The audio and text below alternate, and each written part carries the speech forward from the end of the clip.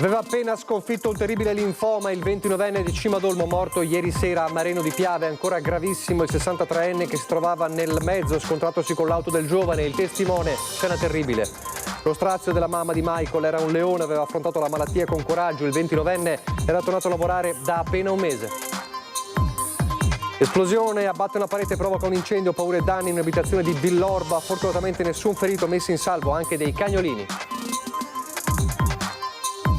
Furti tentati e compiuti nel fine settimana in pieno centro a Treviso, nella zona di Madonna Granda. Servono più controlli, dicono i residenti, che lanciano un allarme per il degrado crescente nella zona.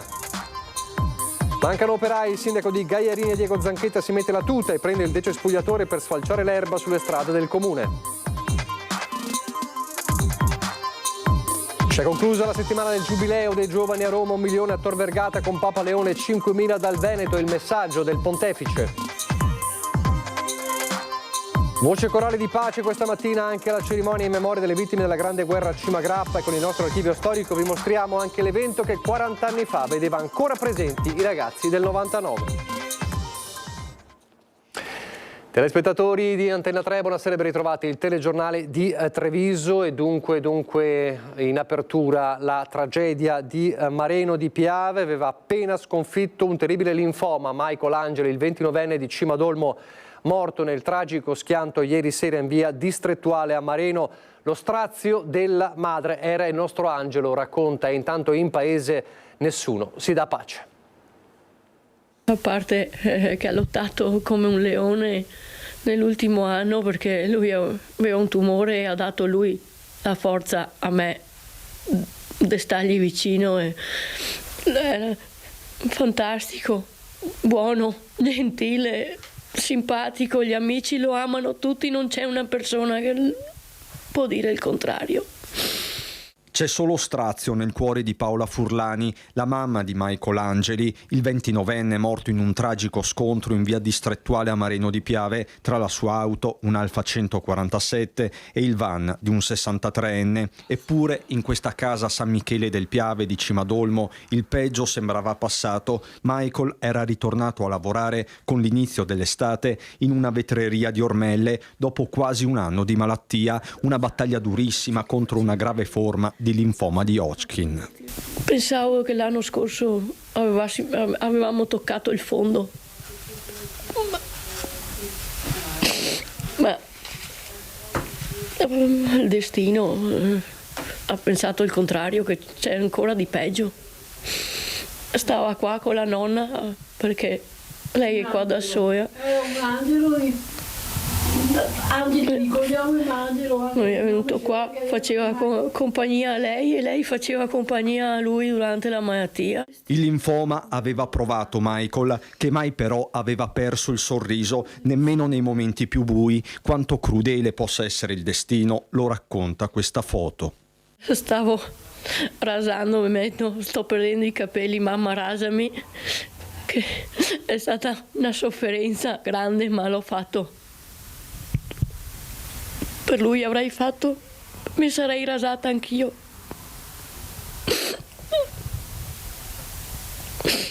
E quel giorno ridevamo mentre li tagliavo, perché dopo gli ho messo anche la musica, l'abbiamo messo su una storia su Instagram. Frammenti di vita, pezzi di cuore, con Paola che stringe una maglia gialla. È una delle tante, perché lui ne ha 7-8 e da ieri sera che ce l'ho in mano non riesco a lasciarla. Lui è appassionato di giocare a calcio, calcetto, il Milan. E proprio una partita di calcio saponato si stava recando Michael nella zona di San Pietro di Feletto, anche questo un modo per ripartire. E ieri mi ha detto vado a giocare a calcetto e ci vediamo domani. E gli ho detto stai attento, ci vediamo domani. E nello scontro è rimasto coinvolto anche un 63enne sempre di Cimadolmo. Le sue condizioni restano gravissime mentre le indagini proseguono in via distrettuale a Mareno di Piave. I residenti invocano più controlli. Ieri sera, raccontano, era un disastro. Ero in cucina e ho sentito un rumore, buff, sentito. Sono uscito fuori e sono andato là e ho visto come le macchine erano proprio distrutte. Uno sull'Alfa Romeo era proprio incastrato, era male, era dentro. E dopo è arrivato i vigili, tutto l'elicottero, la gente sono fermati qua, era un disastro. La casa di Basile si trova a pochi metri in linea d'aria dallo schianto. I segni della tragedia sono ancora visibili a terra in questo angolo di via Distrettuale dove le indagini dei carabinieri proseguono senza sosta. Si deve capire cosa abbia portato allo scontro tra l'Alfa 147 di Michael Angeli, il 29enne di Cimadolmo morto sul colpo, e il van condotto da un 63enne, anche lui di Cimadolmo, portato al Cafoncello in codice rosso e tuttora gravissimo in reparto intensivo con fratture e contusioni multiple. Io ho visto il disastro di macchine, ho visto pompieri, ho visto elicottero, ambulanza, basta, ho visto il macello. Da una prima ricostruzione pare sia stata l'auto del giovane diretta a nord a invadere la corsia opposta, poi lo scontro e la carambola. Difficile capirne il motivo, tutte le ipotesi sono aperte, anche la mera distrazione o il fatto che l'asfalto fosse bagnato dopo un sabato di intense piogge. Da verificare il condizionale quanto mai d'obbligo, possa esserci stato un sorpasso prima dell'impatto. Di certo via Distrettuale è un'arteria famigerata, tanti troppi gli incidenti anche mortali che si sono registrati negli anni. La velocità e poi c'è quella curva lì che è, insomma, è abbastanza pericolosa, tende a buttarti verso fuori e quindi magari finisci sulla corsia opposta. Cosa servirebbe a interrompere questa catena mortale non è facile a dirsi. Questo giovane residente abbozza una soluzione. Un autovelox o comunque in qualche modo rendere quella curva lì più lenta. Già un furgone era uscito fuori strada, poi c'erano delle ragazze pure che sono uscite fuori strada, tutto per quella curva lì che è piuttosto pericolosa. Devo dire che di notte si sentono macchine sfrecciare ad altissima velocità e a quanto ho capito era stato fatto presente anche al comune il fatto di poter mettere un qualche cosa. Se a Mareno l'attenzione su via Distrettuale, a Cimadolmo si spera in una ripresa del 63enne e si prega per Michael. Io conoscevo questo ragazzo, è una persona solare, bellissima, era impegnata anche sul sociale, sulle manifestazioni che facevamo a Stabiuzzo, una persona partecipativa. Una persona che collaborava e dava qualcosa di diverso e dava il suo apporto.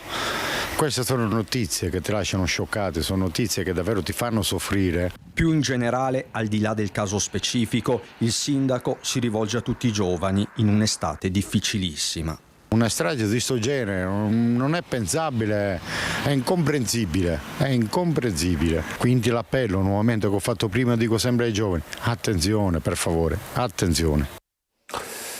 Una giornata costellata di tragedie in tutto il nord-est, lo schianto fatale nel Veneziano nel pomeriggio tra un'automobile e una moto a Caselle di Santa Maria di Sala. A perdere la vita il centauro di 62 anni. Lo schianto si è consumato intorno alle 16 lungo la via Annualese, poco distante dal centro abitato della frazione. La due ruote procedeva a velocità sostenuta mentre la Citroën bianca con cui si è scontrata stava svoltando per entrare in un cortile privato e poi lo schianto fatale, è morto quest'uomo di 62 anni.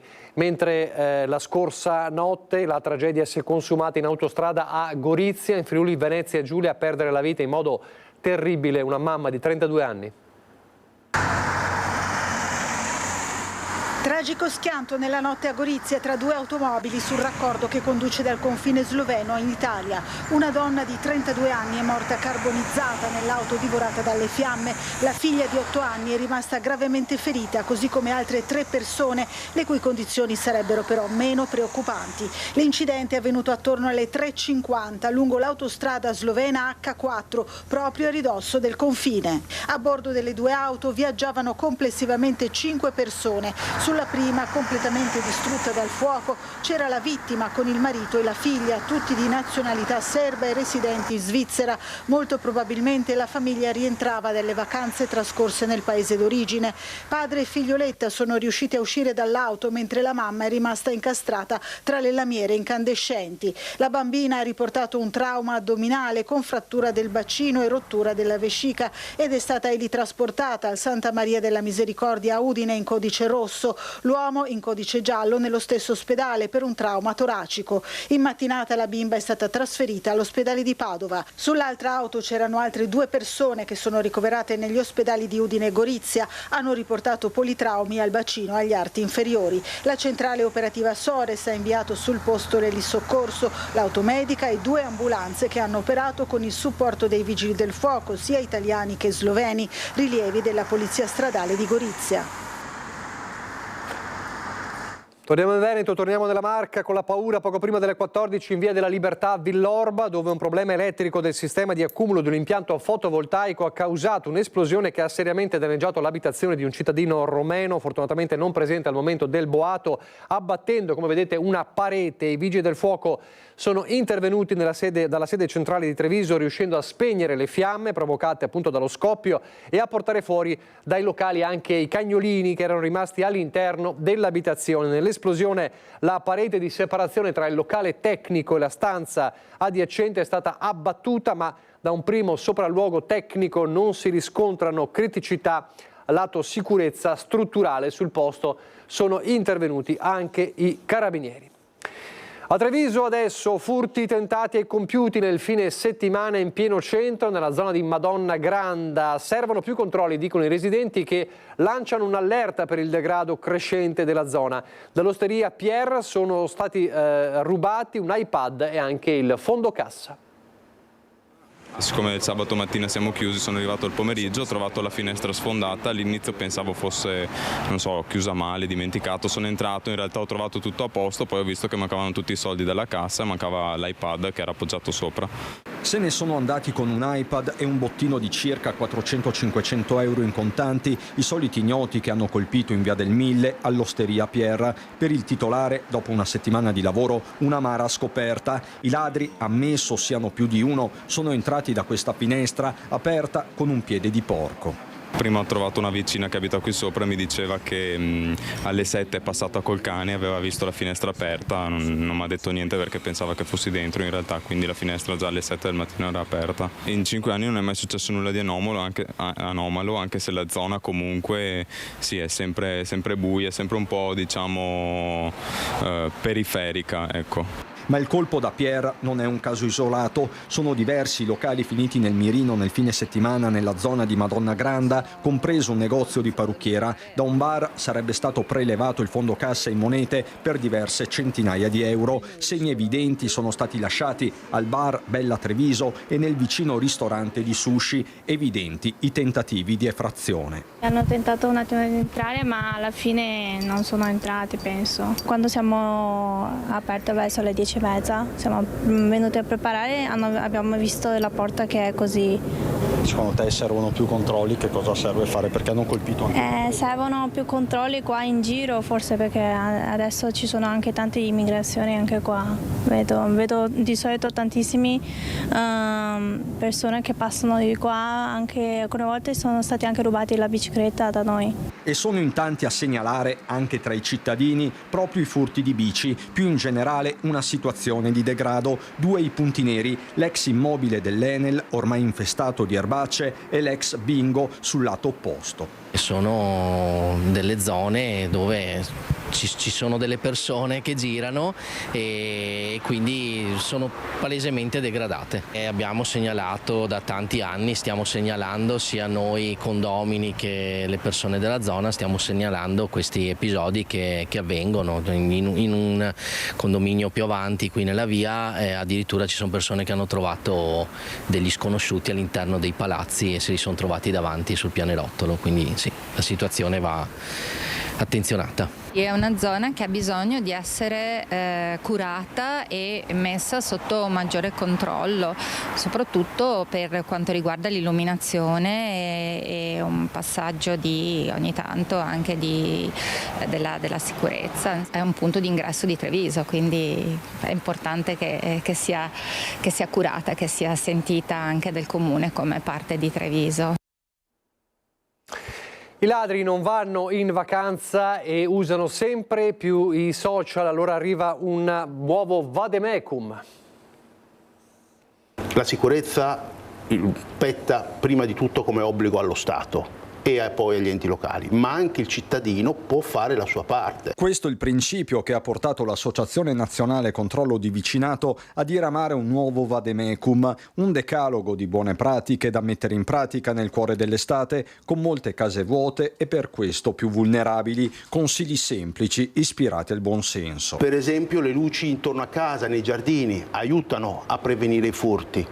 Luci per esempio col crepuscolare davanti alla porta di casa, che si accendono la notte e si chiudono il giorno, perché la luce è sempre accesa, al contrario segnala che la casa è vuota. Il dare le chiavi della propria cassetta della posta a un vicino perché la svuoti, di fiducia, perché la svuoti periodicamente. La cassetta di posta piena di posta e pubblicità segnala che la casa è vuota. Attivare sempre il sistema di allarme anche per brevi assenze, non lasciare scale o ponteggi incustoditi e ancora attenzione ai segnali, spesso i ladri annunciano il loro passaggio. Chiedere a un vicino che ogni tanto passi, perché i ladri hanno anche l'abitudine di mettere oggetti davanti all'ingresso. Se l'oggetto non viene spostato nel giro di 1 o 2 giorni vuol dire che la casa è vuota. Case vuote, social pieni, ma dietro lo scatto in spensieratezza può nascondersi un potenziale pericolo. I ladri, soprattutto quelli che non vanno in vacanza, usano i social. Evitare di mettere su Facebook, soprattutto quel più usato, ma anche sugli altri, la foto delle valigie pronte per partire dicendo pure dove vado e quanto tempo ci sto. Evitare durante le vacanze di mettere le foto delle vacanze, le mettiamo al ritorno. Perché? Perché anche i ladri vanno su Facebook. Dopo il caso che ha fatto il Giro d'Italia, le immagini del sindaco Arnaldo Pitton di Meduna di Livenza che puliva il comune trasformandosi in operaio, un altro sindaco che si trasforma in operaio del comune in assenza di operai, Diego Zanchetta, il sindaco di Gaiarina, al lavoro insieme ad alcuni esponenti dell'amministrazione comunale che si è messo all'opera questa mattina dalle 8 fino alle 13 per lo sfalcio e la pulizia dell'erba in alcune zone del comune, nel centro, nelle frazioni di Albina, Campomolino e Francenigo, per ripulire le aree coperte di erbacce che rappresentavano potenzialmente un pericolo, soprattutto la circolazione stradale. Purtroppo, dice Zanchetta, siamo un comune dalle risorse limitate, abbiamo un operaio in aspettativa fino all'inverno e l'altro è andato giustamente in ferie, ma i tempi di crescita dell'erba non ne tengono conto. Il clima dell'ultimo periodo, con giorni di grande sole alternati ad altri piovosi, hanno fatto esplodere la vegetazione e così, rivediamo ancora le immagini, ieri ci siamo detti che era il caso di fare qualche cosa e allora siamo scesi in campo. Allora ecco le immagini del sindaco che è sceso in campo con decespugliatore e non solo, per tagliare e ripulire la zona. È un sintomo un po' della situazione anche che vivono i sindaci sempre e spesso con le risorse risicate. È uno dei grandi temi della politica, quello dei sindaci con risorse limitate. E a proposito di politica, ci sono le regionali in ballo e c'è un centrodestra in Veneto che continua ad essere un rebus. Domani, ultimo giorno nel Carroccio per proporre le autocandidature per Palazzo Ferrofini. L'appello del territorio, non solo della Lega ma anche da Fratelli d'Italia, è quello a livello nazionale di decidere in fretta sul candidato presidente. Un appuntamento, comunque, quello del voto, che rappresenta uno spartiacque da più punti di vista. La vittoria nel 2020 del presidente Zaia con la sua lista, con la lista della Lega, ha avuto un risultato in termini di consenso che sarà francamente irripetibile, quindi per forza inizierà una nuova stagione e questo prevederà ovviamente un coinvolgimento di tutti. Una cosa nell'assoluta incertezza di questi giorni è chiara dentro la famiglia turbolenta del centrodestra. Le percentuali bulgare dello Zaia vittorioso nel 2020 sono irripetibili, non fosse altro che per l'assenza nella corsa a Palazzo Balbi dello stesso governatore. E allora la Lega per prima sa bene che il voto in questo 2025 è uno spartiacque. Nuovi equilibri sono quelli che auspica Forza Italia, lasciata ai margini della maggioranza in questo quinquennio, ma nuovi equilibri li auspica soprattutto Fratelli d'Italia. È un nuovo ciclo e credo che possa anche fare bene, piuttosto di avere una maggioranza netta. Non vorrei essere frainteso, ma un uomo solo al comando, come è stato magari negli ultimi anni, ripeto, senza criticare, si avrà magari un qualcosa di più, chiamiamolo condiviso. La partita a scacchi è nota. Meglio un presidente della Lega accerchiato da Fratelli d'Italia o un presidente targato Meloni ma con più carroccio in giunta? Anche per questo c'è chi parla di inventare i sottoassessori per garantire maggiore equilibrio di governo, ipotesi però rigettata da Coin e Della Pietra. Non credo che l'equilibrio e la soluzione, il percorso, la fine del percorso passi attraverso questi piccoli equilibri. Io credo che sia grave se la si pensi così. Sicuramente si troverà il candidato presidente, sicuramente, come appena detto, si guarderanno le competenze, io credo che si guarderanno molto anche i voti. Intanto il vertice regionale del Carroccio è pronto a ricevere le autocandidature della Lega, scadenza nelle prossime ore per i candidati consiglieri. Il segretario Stefani organizzerà un direttivo regionale, immagino che anche alle segreterie provinciali vengano comunicati quelli che sono i rappresentanti politici di ogni provincia che hanno dato la disponibilità, quindi io mi aspetto di ricevere per Treviso i nomi che hanno presentato la propria candidatura, la propria proposta di candidatura alla segreteria regionale, sui quali poi anche noi faremo una riflessione. Candidati consiglieri con l'acqua alla gola, perché il tempo stringe. Uno come Marco Della Pietra, che sarà della partita per Palazzo Ferrofini, sa bene che correre senza allenamento è dura. Di qui l'appello ai vertici nazionali, fare presto per decidere. Ho sentito parlare di settembre, ma tanto anche se si arriva dopo, in realtà capite bene che se si dovesse arrivare a settembre poi si hanno 2 mesi puliti per fare campagna elettorale.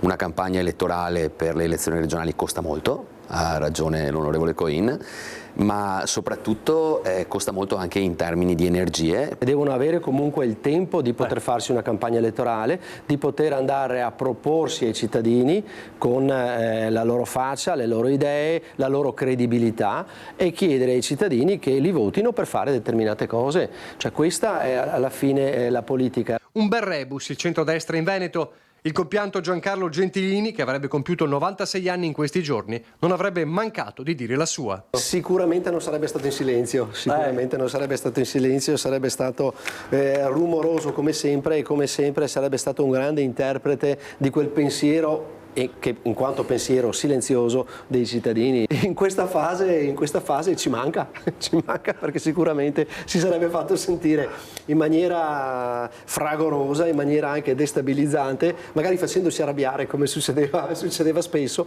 però facendo sempre riflettere. Chissà cosa avrebbe detto Gentilini del rebus centrodestra. Cambiamo argomento, sta calando la produzione dei formaggi delle malghe sul Grappa, conseguenza di contratti non rinnovati, costi crescenti, ma anche di scarse agevolazioni per chi vive in luoghi fondamentali, non solo per i formaggi, ma anche per il controllo e la gestione idrogeologica della montagna. Siamo rimasti molto in pochi, quindi la produzione è limitata. Qua intorno hanno chiuso 4-5 malghe che producevano formaggio negli anni precedenti e quindi la produzione, per noi ci hanno chiesto anche di andare al Casius a fare e non ci andiamo perché non abbiamo prodotto. Cala la produzione dei formaggi tipici delle malghe del Grappa e cala perché molti malgari non ce l'hanno fatta più a resistere ai rincari degli affitti, alle richieste importanti di messa a norma dei caseifici, ma soprattutto alla mancanza dell'acqua. Noi abbiamo il problema che dobbiamo potabilizzare l'acqua di Piovana e quindi nelle cisterne. Abbiamo bisogno di avere acqua potabile almeno per il laboratorio. Un'esigenza che è diventata un caso quando Giovanni Racanello, con la malga del territorio trevigiano, ha scoperto di appartenere a un ambito di serie B rispetto ai colleghi bassanesi. Noi siamo al corrente che c'è una malga qui, nostra concorrente, molto grossa, che da anni utilizza acqua potabile conferita dalla pianura per fare i formaggi nel laboratorio. E da noi questo è stato sempre negato, c'è una piccola fornitura di acqua di emergenza da parte dell'ATS e dopo però bisogna pagare il trasporto e acqua, che è un costo esagerato perché costano circa 300 euro per viaggio. Insomma, Etra porta sul Grappa autobotti d'acqua al prezzo di acquedotto, mentre ATS si farebbe pagare profumatamente, quasi da concorrenza sleale, sottolinea Raccanello. Noi chiediamo che in base alla legge, come c'è una delibera fatta nella provincia di Vicenza, ci venga fornita l'acqua potabile almeno per la caseificazione, almeno per il laboratorio, a prezzi di acquedotto. Contando che l'acqua fornita a prezzo acquedotto da ATS dura appena 3 settimane, il conto è presto fatto. E voi qui quanto state? Noi qua stiamo 100 giorni, 110 giorni, quindi stiamo qua 10 settimane, 15 settimane. Ma a far scappare i malgari dalla montagna c'è anche un'altra inequità. Il problema del gasolio è un'altra cosa. Noi abbiamo 300 ettari di malga in affitto, gestiamo una mandria di 250 capi in malga e non ci danno un litro di gasolio agevolato. Ci sono settori come non so, le serre che prendono gasolio, che ci fanno anche il bagno. Noi come malghe non ne prendiamo un litro, facciamo viaggi per il carico del bestiame, per portare in giro l'acqua per l'abbeveraggio, facciamo pulizia a pascoli, facciamo delle attività che non sono previste nel calendario delle assegnazioni di gasolio agevolato e non prendiamo un litro di gasolio agevolato. Intanto tra Montegrappa e Asolo, l'IPA, le intese programmatiche di area hanno un nuovo presidente. Fabio Marin, sindaco di San Zenone degli Ezzelini, nominato nuovo presidente dell'IPA di Asolo e Montegrappa, a seguito delle dimissioni di Claudio Sartor. Accanto a Marin, il Consiglio, in carica sino al 2027, vede al suo interno anche gli amministratori del territorio, da Cornuda a Mussolente, passando per Asolo, Castelcucco e Fonte, e delle categorie produttive. Lo scopo dell'associazione è quello di essere un punto di riferimento per lo sviluppo sostenibile e la valorizzazione di un'intera area. Credo fortemente che l'intesa programmatica d'area debba essere un punto di riferimento per le amministrazioni pubbliche, per gli enti privati e le realtà produttive del nostro territorio. Con la presidenza dell'IPA assumo anche la guida della biosfera MAB UNESCO del Montegrappa e ponendomi l'obiettivo di creare anzitutto un dialogo costruttivo con le realtà del nostro territorio, il territorio appunto che ha come punto di riferimento il Montegrappa, per portare avanti delle politiche condivise e concrete che siano davvero sostenibili e capaci di dare risposte alle esigenze che tutto il nostro territorio ha. Tra poco torneremo su Grappa, su Cima Grappa per la cerimonia dei caduti, prima però vedremo il ritorno e le emozioni dei giovani veneti al Giubileo dei giovani a Roma con il Papa subito dopo la pubblicità. Rieccoci con il telegiornale di Treviso. Dunque sono in viaggio di rientro i 5.000 ragazzi veneti, 400 da Treviso, che hanno partecipato con le loro diocesi in questi giorni, in questa settimana, al Giubileo dei giovani a Roma. Giorni memorabili, culminati nella veglia ieri e questa mattina nella messa con Papa Leone XIV, al centro la speranza della pace.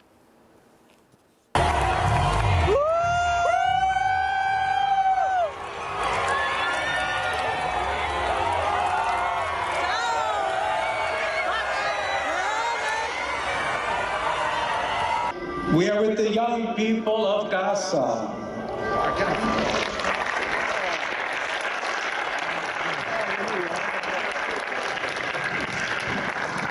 We are with the young people of Ukraine.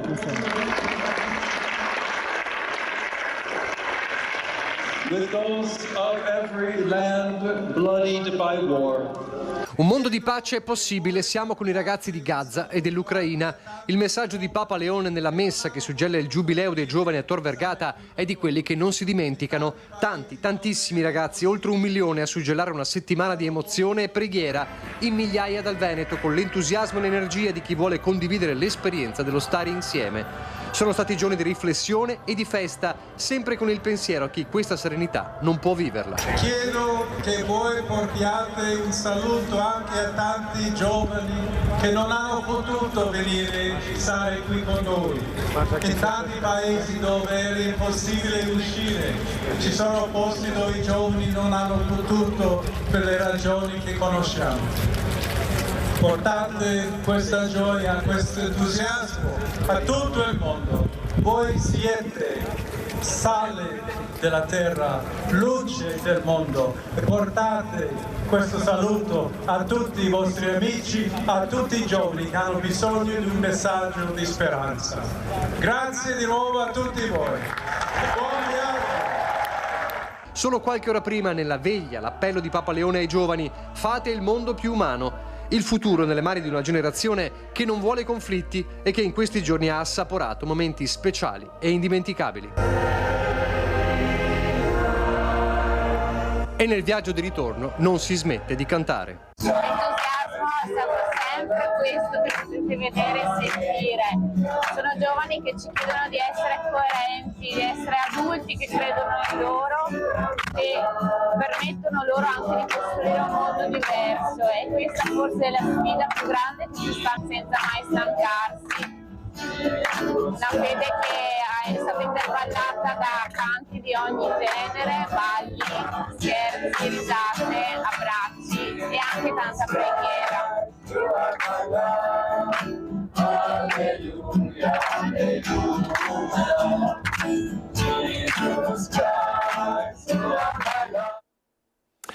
Dai ragazzi veneti al Giubileo di Roma, le migliaia di persone che stamattina hanno raggiunto Pieve del Grappa e il Sacrario Militare di Cima Grappa per partecipare alla tradizionale cerimonia commemorativa dei caduti della Grande Guerra, una partecipazione sentita, silenziosa e composta che ha reso omaggio ai 23.000 morti della Grande Guerra custoditi nell'ossario del Monte Grappa, soprattutto italiani ma non solo, austro-ungarici, boemi, slovacchi, croati ed ungheresi.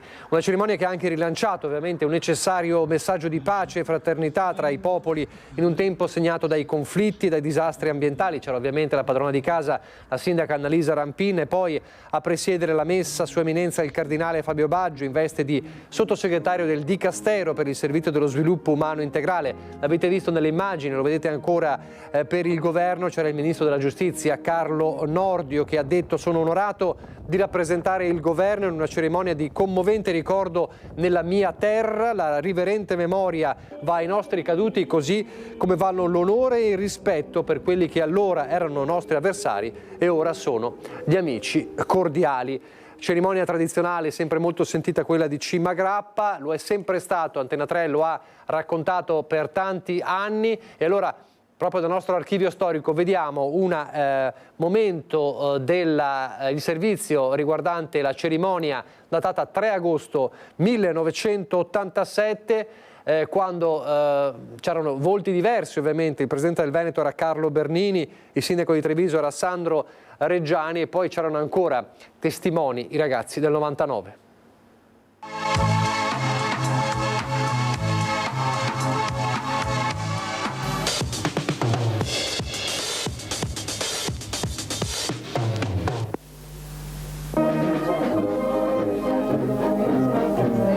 Gli alpini di Bassano, i sindaci della Pedemontana ed il presidente della regione Veneto Carlo Bernini si sono dati appuntamento ieri a Cima Grappa insieme ad una folla di ex combattenti e cittadini per l'annuale pellegrinaggio al Sacello della Madonnina, il sacrario che accoglie le vittime della Prima Guerra Mondiale. I ragazzi del 99, protagonisti di un periodo travagliato della nostra storia, si sono riuniti tutti attorno al sacrario per commemorare i morti di quel conflitto al quale sono riusciti a scampare. Il presidente Bernini, ricordando quegli anni come esperienza per i tempi futuri, ha parlato di unità di intenti tra quei cittadini che operano per una vita migliore, i cui principi sono la libertà, la democrazia e la pace.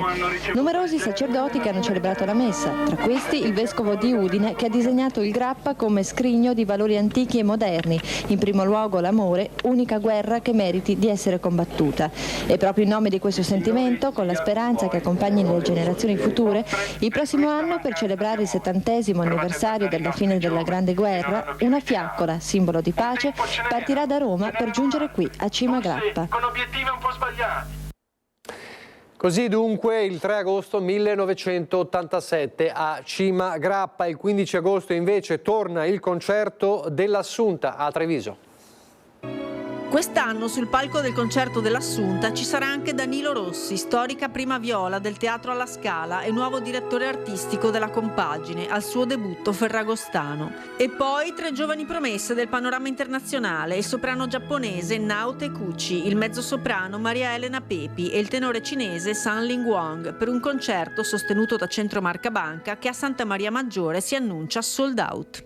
È un evento importantissimo per la città di Treviso ed è un momento che ovviamente è un momento legato all'Assunta, quindi è un momento religioso, ma che porta anche questa straordinaria ormai tradizione di concerto a cui partecipano veramente tanti cittadini. Se ci fossero più dei 1100 posti che destiniamo, perché dall'anno scorso sono aumentati, sono 1100 posti, se ce ne fossero di più sicuramente sarebbero tutti esauriti. Il programma dal titolo Amour Sauvage celebra vari anniversari ed è ricchissimo. Ad un programma che in qualche modo si abbinasse sempre alla mostra che viene allestita a Santa Caterina.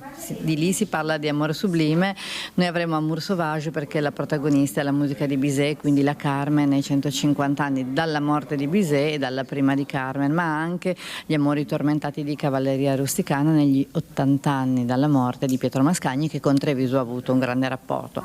L'occasione è bella anche per ricordare i 110 anni dalla nascita di Mario del Monaco. In programma anche un valzer di Shostakovich, musicista russo, scelto per una motivazione precisa. Non è colpa di Shostakovich, non è colpa di Pushkin, non è colpa di Dostoevsky se oggi c'è una guerra. La cultura passa anche sopra le guerre. Intanto l'Orchestra Regionale Filarmonia Veneta ha ottenuto il mese scorso dal Ministero della Cultura il titolo di nuova orchestra territoriale che segnerà nuovi orizzonti per i musicisti. L'impegno è proprio creare un'orchestra che poi dia lavoro a tempo indeterminato a musicisti, ai giovani musicisti, insomma si apriranno audizioni, però questo è un percorso lento ma che ci auguriamo sia anche veloce, di veloce attuazione. Infine una raccomandazione di buona educazione ai cittadini che il 15 agosto parteciperanno al concerto. Sono infatti arrivate segnalazioni di persone che distendono interi guardaroba per accaparrarsi 10-20 posti. Quindi insomma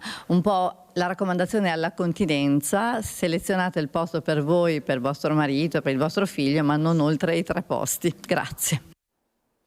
E con questa indicazione più che consiglio ci fermiamo qui. Grazie per averci seguito. Arrivederci.